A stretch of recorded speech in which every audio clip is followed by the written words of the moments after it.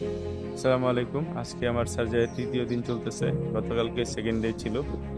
গতকালকে ব্যান্ডেজ রিমুভের কথা ছিল, মানে ডোনার এরিয়ায় যে ব্যান্ডেজটা করা থাকে সেটা রিমুভ করার কথা ছিল। সেখানে হসপিটালে গিয়ে আমি ব্যস্ততার কারণে সেখানে যেতে পারি নাই। তো আমি বাসায় রিমুভ করে নিছি। আলহামদুলিল্লাহ ওখানকার ডোনার এরিয়া খুবই ভালো আছে, রিকভার হয়ে গেছে অনেকটা। আমি ভিডিওর কমেন্টসে সেই ডোনার এরিয়ার পিকচার দিয়ে দিব যাতে আপনারাও দেখতে পারেন। আর গতকালকে একটু সমস্যা ছিল হচ্ছে চেহারাটা একটু ফুলে গেছিল।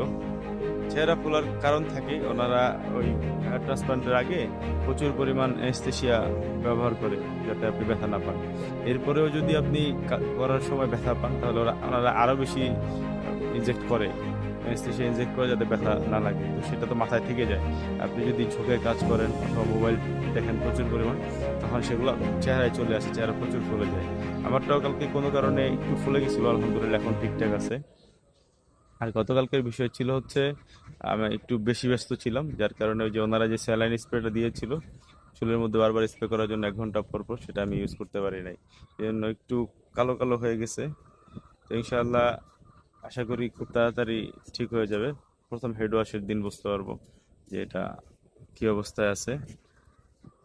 নেক্সট ভিডিওতে আপনাদেরকে বিস্তারিত খরচ বলে দেবো। আশা আশা করি আপনারা সবাই বুঝতে পারবেন। যারা জানতে চাইছেন অনেকেই কমেন্টসে যে কত টাকা খরচ হইলো বা আপনাদের কত টাকা খরচ হবে, এটা আপনাদের কত খরচ হবে এটা ডিপেন্ড করবে আপনার কতটুকু ট্রান্সপ্লান্ট করবেন, আপনি আপনার কতটুকু এরিয়া খালি হয়ে গেছে, কতটুকু গ্রাফট আপনার লাগবে। আর আমার কত খরচ হয়েছে সেটা দিলে হয়তো আপনারা একটা আইডিয়া পাবেন কত টাকা লাগতে পারে। ইনশাআল্লাহ নেক্সট ভিডিওতে আপনাদেরকে আমি বিস্তারিত বলে দিব। আসসালামু আলাইকুম।